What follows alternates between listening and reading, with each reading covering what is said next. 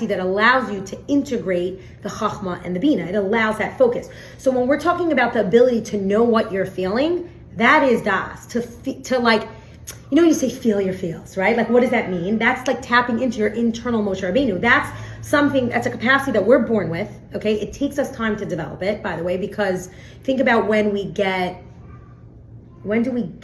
that ability to use our das? Like, and this Tal explained it to me, bar bar mitzvah. He explained that a bar bar mitzvah is like, it's called like a bar das. That like when you become held accountable, morally accountable for your mitzvahs and for your deeds and for everything you do, is really at a bar bar mitzvah, and that's when you get your nefesh elokis, and that's when you get this capacity for das. So up until then, everything that you're doing is very concrete, because there's no deeper, you're just doing it to feed your nefesh habahamis, right? You're doing things because you want to stay alive. So we eat, we drink, we do this. But once we get our nefesh elokis, then all of a sudden there's intention, there's meaning, because the nefesh elokis always wanted to connect everything back to Hashem. Your nefesh habahamis just wanted to eat and live and be happy and merry, right? But your internal Moshe Rabbeinu is, it's not even like your ability to understand Torah. It's your ability to internally be able to shift the things that seem physical into something a little bit more spiritual. It's almost like a chemical reaction, if you would think about it. Because like, think about like chachma, this idea, and then like das, chachma and bina, where you have a place to develop it. But if you don't fuse those two together, they're not going to develop into something. So that intense focus of das, it's abstract. It's like, it is a chemical reaction. You know when you just have to write like H, right, plus O2, right, equals H2O. That's really, that equal sign is das. Does that make sense? No. Can you explain it? So like that's it. Can you explain it like a concrete example? Okay, fine. Of what we're talking about. Okay, so like this. So there's like the ability, okay, so before we get into this concept of like concrete and abstract, let's understand what concrete thoughts are and abstract thoughts are. I have this a lot of times, like where I work, where I'm always like writing reports for kids who have lack of focus, right? Like ADHD, right? Or like somewhere on the spectrum, right? Children on the spectrum. There's this, we hear these words all the time, concrete thinking and abstract thinking. What is concrete thinking?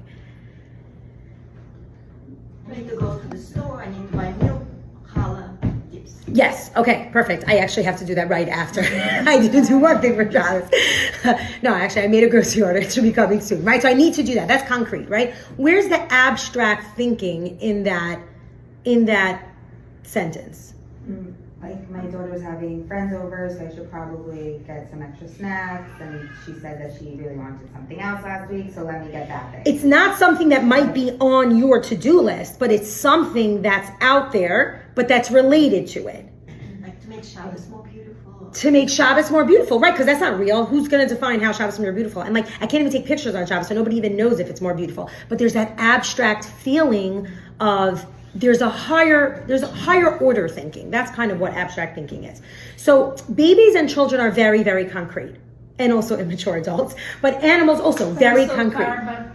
Teenagers. Right, so are teenagers, because they don't know how to, because they don't know how to use it. I just don't understand how bar mitzvah is supposed to have the das. That is the most vulnerable. I feel like it's like Sarah got married at 3. Right, I feel like, yeah. Nowadays kids are the long way. It should be 20. Like, what's not So there is 20. 20 is 35. 20 is I think you start getting like scharva onesh only happens at 20. But that's not because of their das is kicking in. It is. It's definitely developing over time. But 12 and I'm just trying to understand. Like 12 and 13, you have das. Like look at Maybe that's the issue. They get their das, but they're just not ready to deal with it. I think they get it, but they have to develop it. I think they have. And by the way, you think we have das now at our age? Whoa! Like no, we also have to develop it. We have to develop it much more. But let's say like little kids. So Shay's Taub, he explains that little kids, it's funny, the first like little kids are very concrete, right? Like, this is mine, what?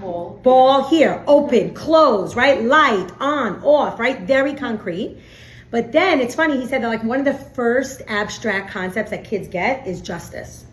Like, he says like, it's not fair. How do you know what's fair? You're 2. Like you have these little kids who are like, one way, like, I turn up the TV. You're so mean. You're so mean. It's not fair. Like those are abstract concepts. Like Who decided what's fair or not? Yes, she may have gotten a bigger cookie than you, but like, I always think about Marvelous Mrs. Machine, right? Like they're teaching abstract concepts, like, who spilled the milk on the kitchen floor, like the concept of lying, right? That's abstract. Like that's not something that's real. Kids who are very concrete thinkers cannot lie.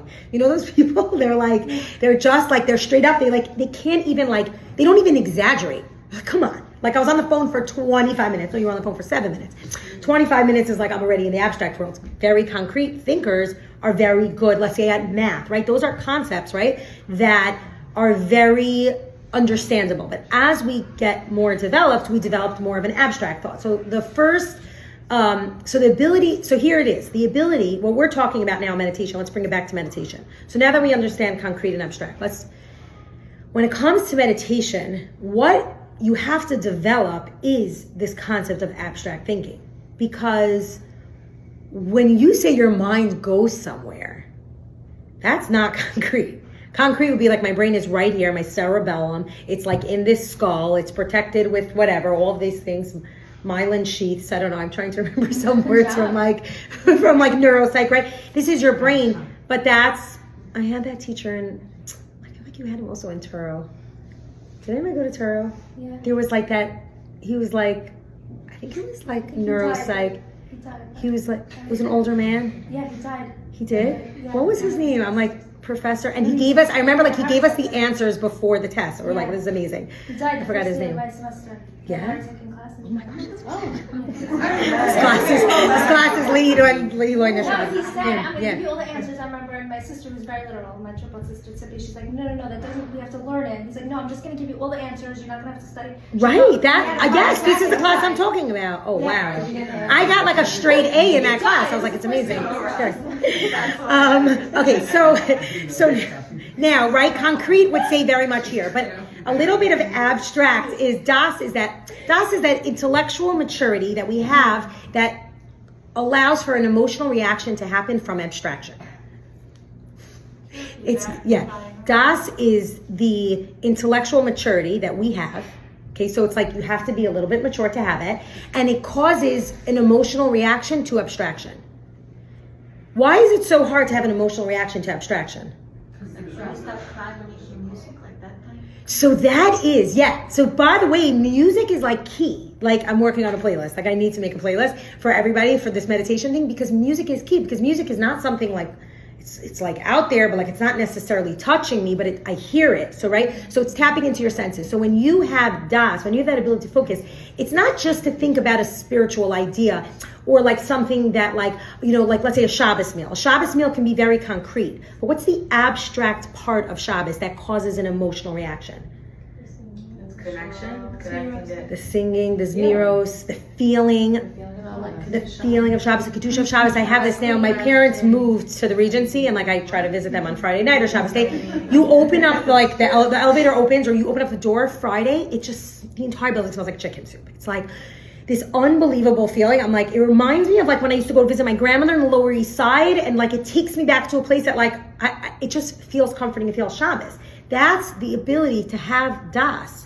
To be able to connect to something that maybe is concrete, because Shabbos could be very concrete when it comes down to grocery orders and what I'm making and what I'm feeling, but that feeling in the house that's just one notch up that you can't necessarily touch or taste. Sometimes, by the way, smell could bring you to the closest place, and that's because, by the way, smell is like the highest of all senses. It was one of the senses that was not affected during Chavasin, during Gan Eden. In Gan Eden, they touched the tree, they tasted the tree, all of that, but not smell. And that's why, by the way, we like smell besamim, right? Like Matzah Shabbos, because smell allows you to connect to something. Like you could smell challah a few hours after, right? It doesn't even have to be near you. Like you could just walk in the room of it. Like, so the process of having Das is this focused, concentrated thought that kicks in and brings about an emotional reaction. And it's very, very important. So how do we get to that? How do we get to this feeling of like chicken soup and Shabbos and Zmiros quickly? Obviously, meditation is not a quick thing, so let's just do it in two parts. So the Tanya explains two parts. He says one of them is exertion of the flesh, yigias habasar.